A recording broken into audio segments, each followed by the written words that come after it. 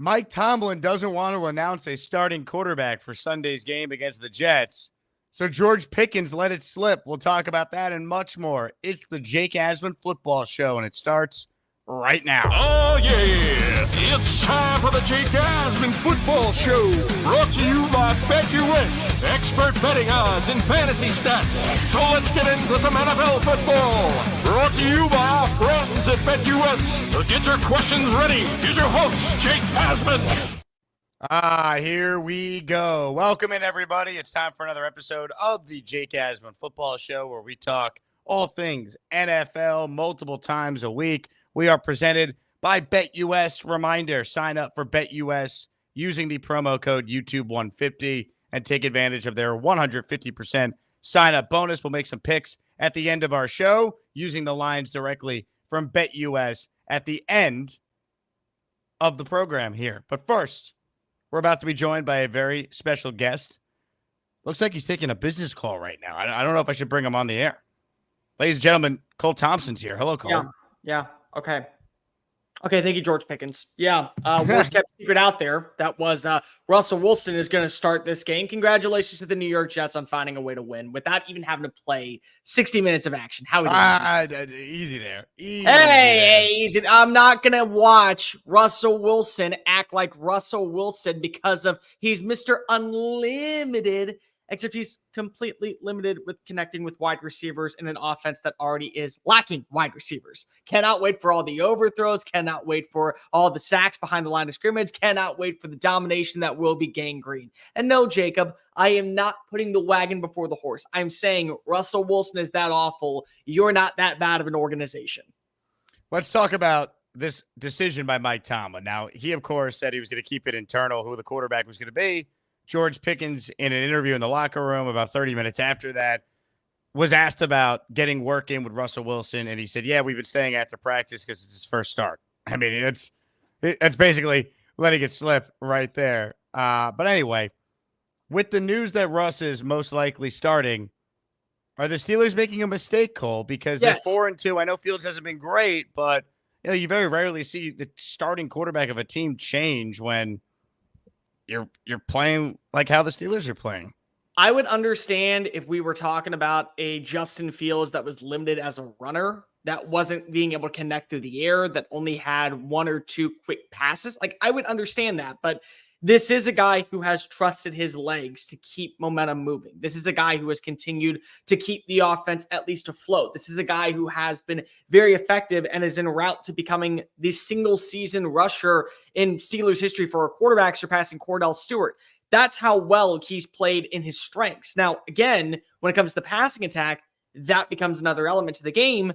But to be fair, there are no really legit wide receivers outside of George Pickens right now for the Steelers organization. They've been very lacking in the passing department because of drop balls, errant routes, the inability to hold onto the football in the open field. Even a guy like Pat Freiermuth has not lived up to expectations. The offensive line is not that great. The rushing attack is hit and miss every single week.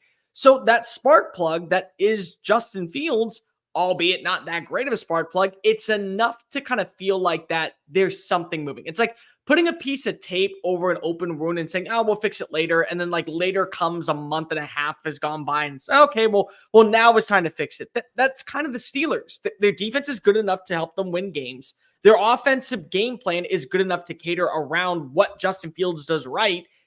And they're winning.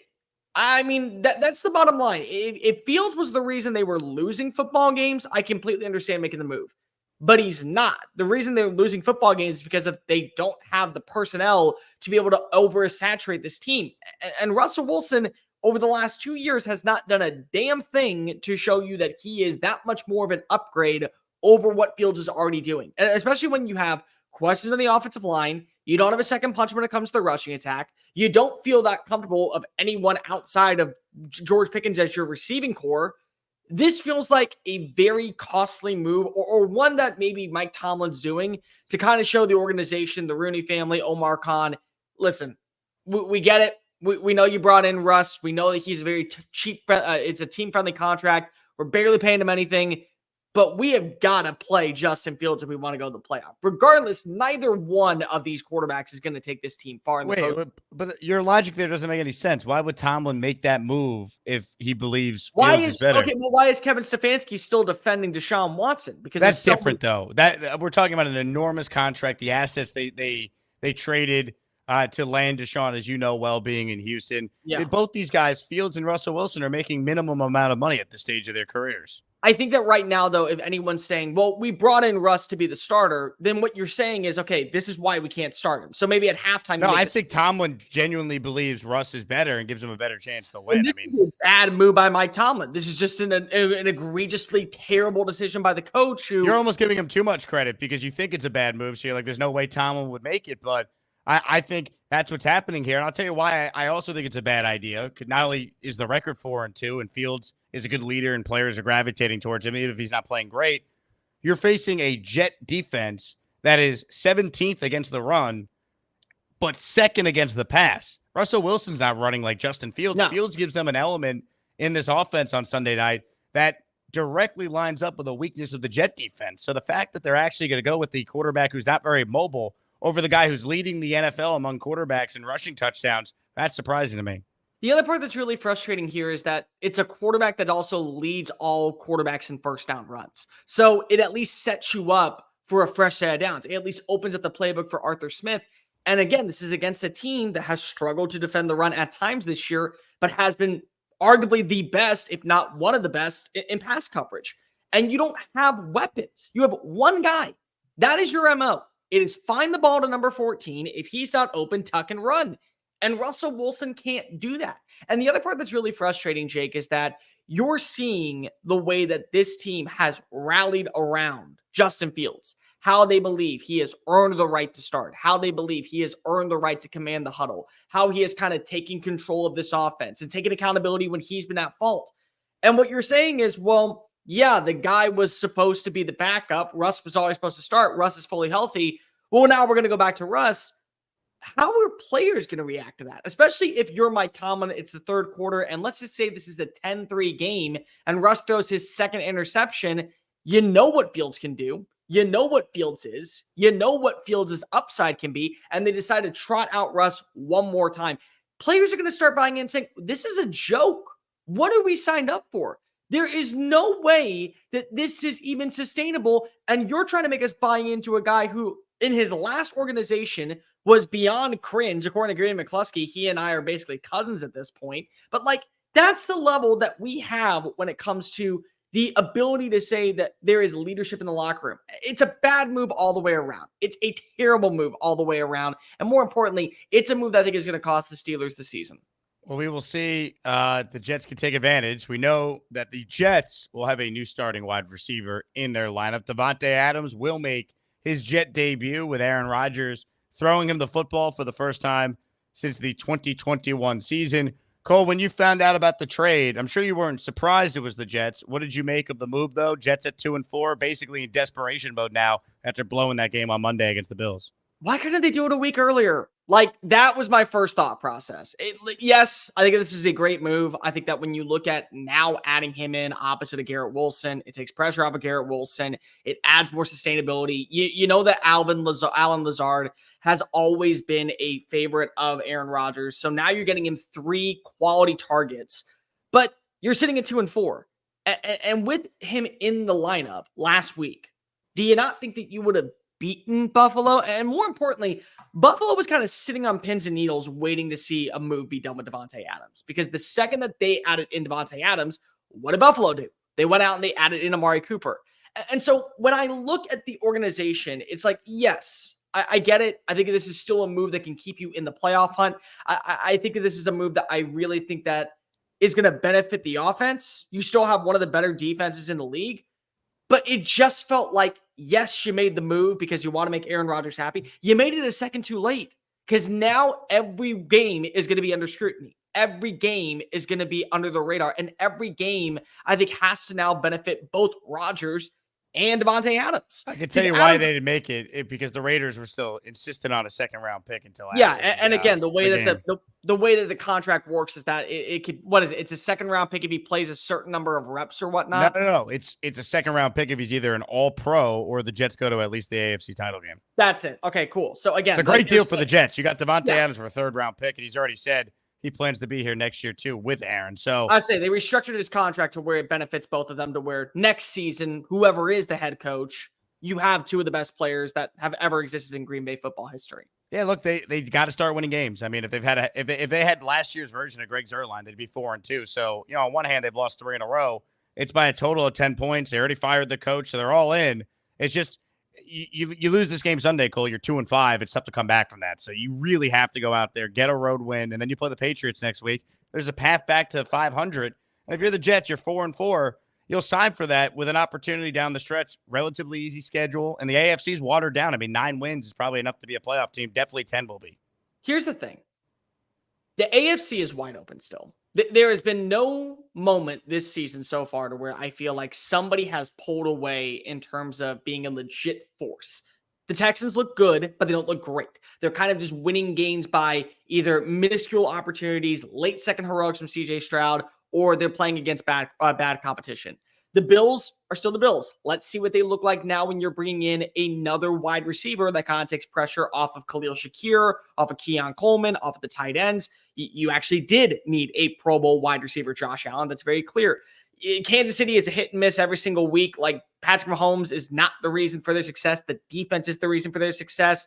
You're not seeing Baltimore kind of pull away, even though they have a really good ground game with Lamar Jackson and Derrick Henry. You aren't seeing a lot of consistency when it comes to when it comes to Cincinnati Bengals. The Steelers are the Steelers. They're going to be good at defense. They're going to be crappy on offense. Basically, they're the Iowa of the NFL at this point. Hello, Alan. I know that you're watching, so I threw that one quick little bone for you on that one. Nobody has done anything to where the Jets still can be the Jets. They still can have a shot of really making a run, getting to 11 wins, getting to at least 10 wins, be in the hunt for an AFC playoff appearance. But also, that's kind of the problem with the AFC right now. It's just there is no separation. You go to the Super Bowl, you look at where the NFC is. Detroit, Minnesota, Green Bay, even San Francisco can turn it on. Those feel like teams that are going to dogpile you in New Orleans en route to winning a Lombardi trophy. So, yeah, it feels good for the Jets. Their season is wide ahead of them, but it doesn't feel like at this very moment anyone has completely pulled away as a legit force, which probably means that you're not winning a Super Bowl. Well, I mean, you look at the AFC, there's just a couple of good teams. Chiefs, Ravens, throw the Texans in there, 5-1, although I have some questions with them. So, I mean, it's still right in front of them. That's why this game for the Jets is so big. I don't think there's any good teams in the AFC. I think they're average teams, and that's the problem. Now, don't get me wrong. There are teams that are better than average in terms of what their upside is, but I agree with you. Texans have a lot of questions. I do. I think that maybe it's the Chiefs because it's the Chiefs, and it's the Ravens because it's the Ravens, and that's about it. Yeah, and until the Ravens prove they can beat the Chiefs, or anyone can beat the Chiefs, it's tough not to favor them just based on their history. Now, the Bills did make a nice move. They added Amari Cooper on the day the Jets acquired Adams. Your thoughts on the Cooper deal before we get into the Week 7 slate and dish out some picks? I love it. I do. This is a guy that has been a consistent 1,000-yard playmaker wherever he's been. Cleveland, Oakland, Dallas. I think for the price that you're paying for it, it's actually pretty worth it if you realize that this is a year that you're trying to go all in. It takes pressure off of Keon Coleman. It takes pressure off of Khalil Shakir. It allows you to kind of open up your passing attack. It also gives you a benefit to where if your defense is allowing too many explosive plays, you can counteract that. You feel good about your ground game now with what you have in Ray Davis as a secondary option behind James Cook, who gets to be another complete passer. It's a very solid move, but it also brings up the question, hey, didn't you just get rid of a wide receiver? Which, again, the anger issues and everything that was going on behind closed doors makes sense, but didn't you just give away a wide receiver that you thought was going to be a difference maker, and yet you still couldn't get over the hump? Or are you sure you're going to get over the hump right now? Come on. Ladies and gentlemen, super chat from Joe. Is Mike Williams done with the team? Mike Williams spoke moments ago, says he's playing Sunday, and he's excited to learn from Davante Adams. So he's saying the right things publicly. Could I still see the Jets trading him? I could. He doesn't have a ton of value right now, though. He's 30, coming off the ACL, not having a great year. So if I'm the Jets, I would just hold on to him because you're one injury away from Xavier Gibson potentially having to play in 11 personnel. So sign me up for Mike Williams staying on this team, unless you're telling me you're going to be able to get something of value for him in a player-to-player trade, which, as you know, Cole, very rarely happens in the NFL Almost anyway. never, especially in the mid-season. That's the big problem. Yep. So I'd keep him. Him and Rodgers apparently got on the same page after the game. Rodgers called him, so we'll see. Abu Dhabi Jet fan in the house. Davante late, but not too late. Yeah, season starts on Sunday. If you're the Jets, beat the Steelers, and then you got the Patriots. There's a path back to 500. All right, Cole. Week 7 big board here. We'll get to the picks coming up, but I want to highlight a couple of the marquee matchups and get your thoughts. We'll start with the Super Bowl rematch. Chiefs, Niners. We know the Niners have not looked great at times this year. They had a nice win last week on Thursday Night Football. And the Chiefs, they haven't played great football, but it doesn't matter because they keep finding ways to win as they remain undefeated. Your thoughts on this matchup? Are the Niners the team that you are confident can beat the Chiefs in this spot?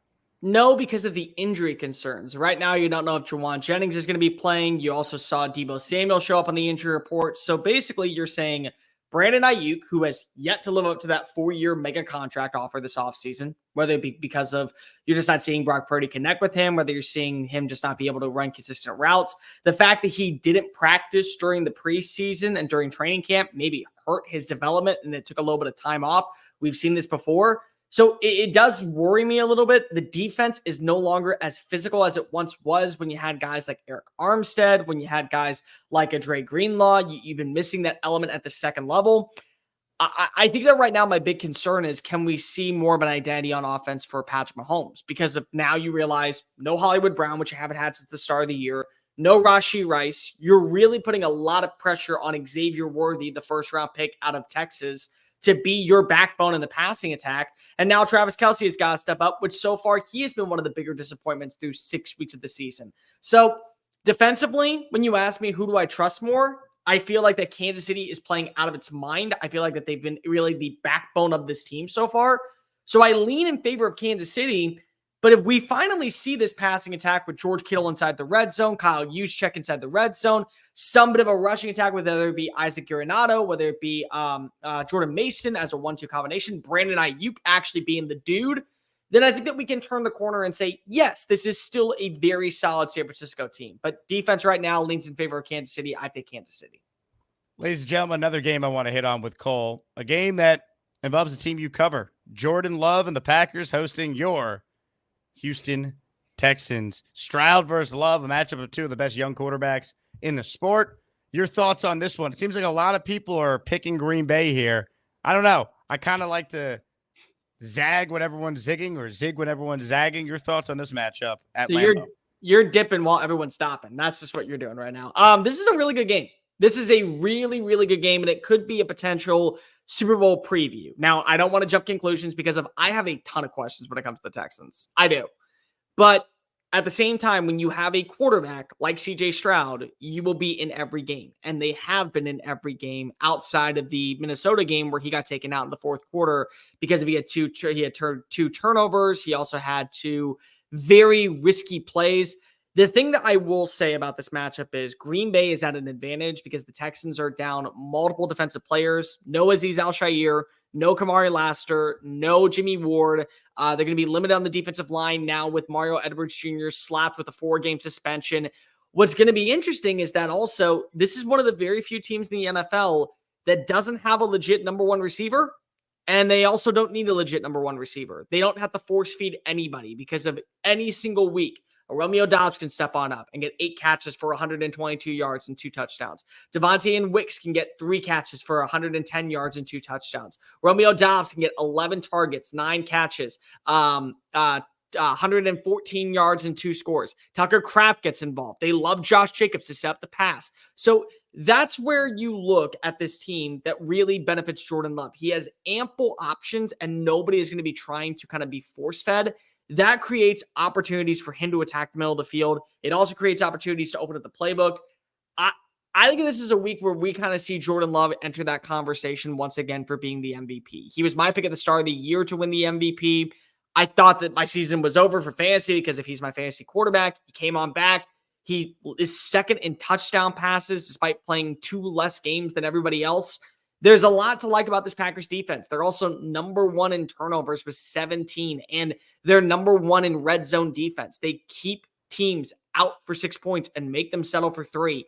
I think that bodes extremely well at Lambeau Field, despite it being a very nice sunny afternoon in Green Bay. The last game we will hit on before we make our picks.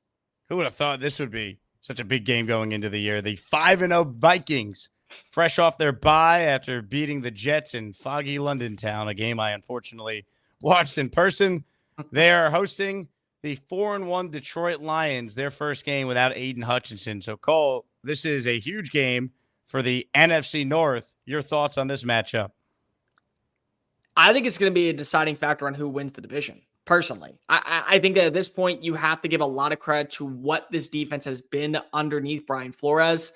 They live up to expectations, even though they are a little bit veteran at the defensive back role. That veteranship has been able to force turnovers and keep the offense afloat when they've struggled at times. And I think the other part that's really going to be important is, how do we look at this Detroit Lions squad, especially now when they maybe have to go out and swing big to make a move for a defensive lineman? Aiden Hutchinson was, for my money, the defensive player of the year, hands down. He's out for the rest of the season. Now it opens up opportunities for others to kind of step on into that individual award. But the Lions feel like the most complete team currently in the league. When they look at the offense, it is humming. It is an easy breeze. When you look at the defense, when it is sound, you gotta be talking about Aaron Glenn getting an opportunity to become a head coach candidate because of how well he's been playing at this time. And more importantly, when this team doesn't find ways to shoot itself in the foot, they're the reason that we believe that Dan Campbell is coach of the year material. This is the number 1 roster in all the NFL. They're going to have to swing if they can't pressure a quarterback. They're going to have to go out and add in somebody, maybe a Hassan Reddick for that instance. There was already conversations of maybe a deal getting done. But I feel like that if Sam Darnold, coming off of a bye week, now having to potentially throw more than trust the run because Aaron Jones is dealing with a hip injury, there's a reason to think that at this point, the winner of this game not only controls its path to the NFC North title, but maybe even the number 1 seed in the NFC altogether. Ladies and gentlemen, it is time to make our weekly picks against the spread. You see the Week 7 slate. We use the lines right from BetUS, where, of course, you could sign up now using promo code YouTube150 and take advantage of that 150% sign-up bonus. Not just football. They got every sport, including playoff baseball, NBA, NHL, college, you name it. They have it all at BetUS. All right, Cole, let's update the standings. You, my friend, remain red hot. Last week, Cole Thompson went 2-1. I, however, because of the Jets, went 1-2. So the overall standings: Cole Thompson 10-5 on the season. Jake Asman 7-8. So Cole, since you had the winning week and you're winning overall, you could give your first pick. Well, I'll make this one easy. I believe that when you look at currently Green Bay, Wisconsin, the MVP is sitting there. I truly believe it. CJ Stroud, Jordan Love. This game is going to decide it. It's going to have a massive implication on who comes out on top and basically sets the tone for the rest of their season. I love Jordan Love. I love what he's been able to do. I love the fact that he has basically kind of sat back and said to everybody, yeah, I knew I sat for 3 seasons. I don't give a damn. I'm going to come balling out, and I'm going to be a reason why people forget who Aaron Rodgers is.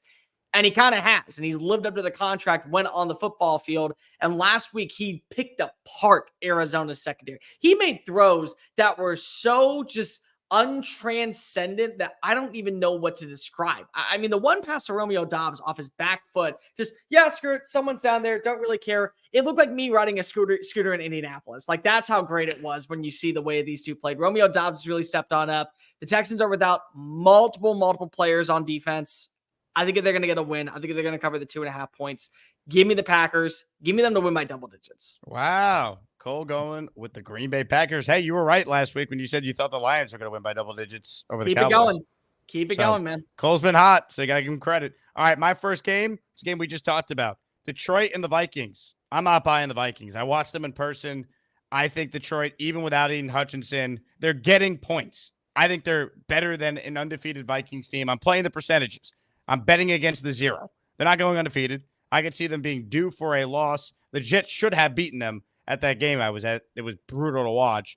Give me the Lions, though. My first game. I'm checking the spread right now to see if the number changed. Nope, same thing. Lions getting 1.5 for my first pick. Not a bad pick, Jake. Not a bad pick. I almost considered that one. I'm a little hesitant only because of I got to see what this defensive front looks like without Aiden Hutchinson. Yep. But you know what I don't have to worry about? I don't have to worry about what Tampa Bay's rushing attack looks like now, especially that you're adding in Sean Tucker. Phenomenal performance last week. What you also have seen from Bucky Irving, what you've seen from Rashad White, it feels like that Baker Mayfield is going to throw 2 or 3 interceptions per game, but he's also going to throw 4 to 5 touchdowns per outing. This offensive line has done its job keeping Baker healthy. This defense is playing a lot better than advertised.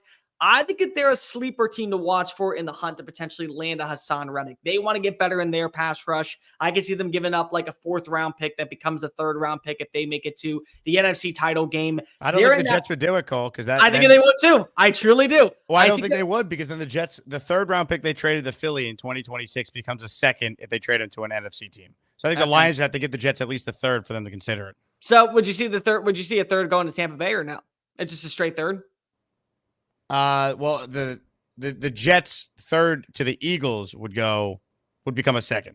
Yeah, That's what I'm saying. Well, either way, I'm just saying there's a way for a deal to get done to where they bring in a pass rusher. Tampa Bay's defense has been hit and miss at times, but when it does step up, it has been phenomenal. I like Tampa in this game. I think they're going to beat the 3.5 point spread over the Ravens. I think they're going to beat the Ravens outright. This is going to be a Monday night showdown. Give me Tampa Bay to go ahead and get the win. All right, Cole's second pick is locked in. My second pick is as followed.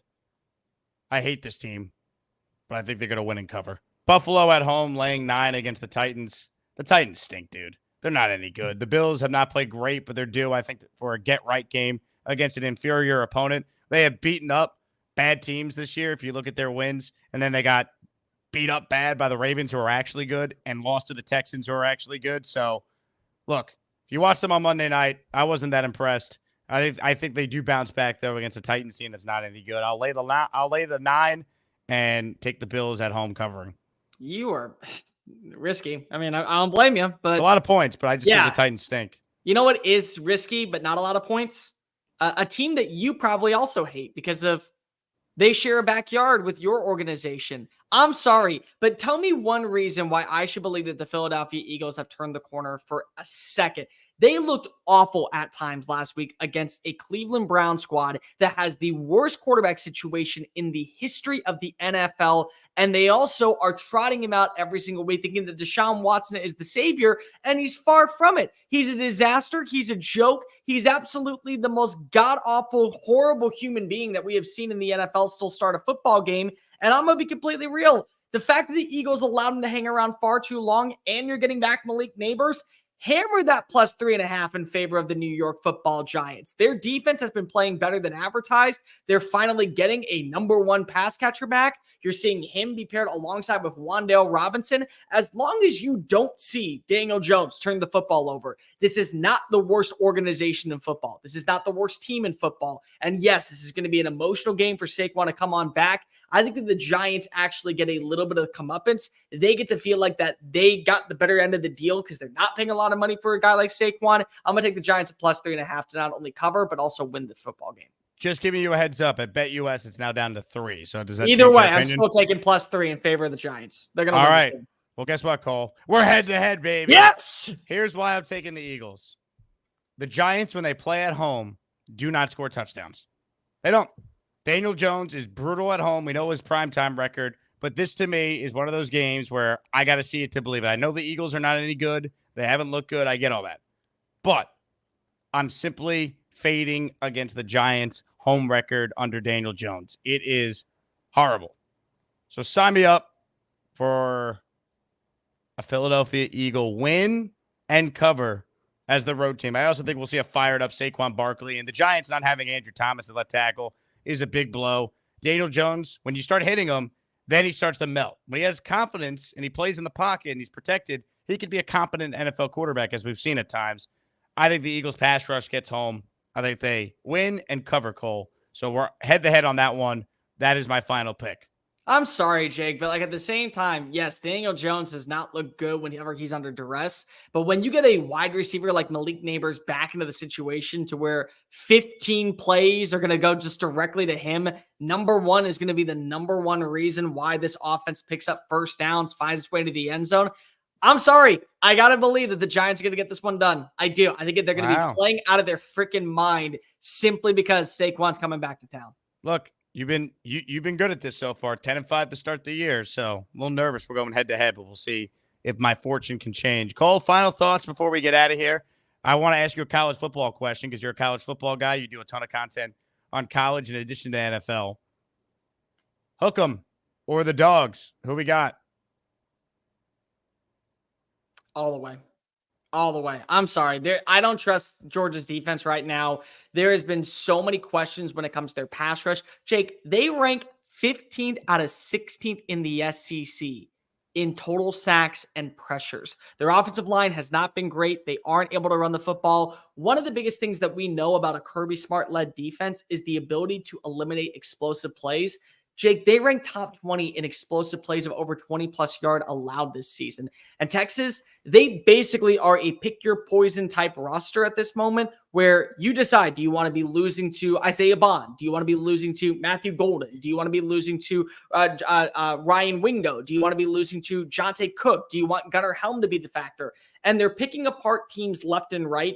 I know that Oregon feels like the most dominant team in college football because of the win they got over Ohio State, but they've had their moments where they've looked weak against Boise State, against Idaho. Thank God they don't have to play the Potato State anymore. But when you look at Texas, they have allowed 3 touchdowns all year, and 2 of them came in the fourth quarter when the game was so far out of reach that backups were already in. So I look at Texas. I think they're the most complete team in the industry. I think they're the most overall solid top to bottom depth roster in college football. I'm taking them. I'm taking them with the points. I think that they win by double digits. There you have it. Ladies and gentlemen, he's Cole Thompson. My name is Jake Asman. This has been the Jake Asman Football Show for another Football Friday version of this show. Thanks again to BetUS for being our sponsor. YouTube 150 is the promo code to sign up and start fading me and apparently tailing Cole because he's been very good with our picks to start the season. Cole, enjoy your weekend, my friend. Always appreciate your time, and let's go Jets, baby. I really need a win for my health, so please root for the Jets on Sunday. We're rooting for the Jets. We're also pulling for the Giants. And also, we're pulling for a Subway Series. Let's go, Mets. Whoa, they gotta win tonight. We are going for the Mets, baby. All about the Mets. I am all in on OMG. Let's go, baby.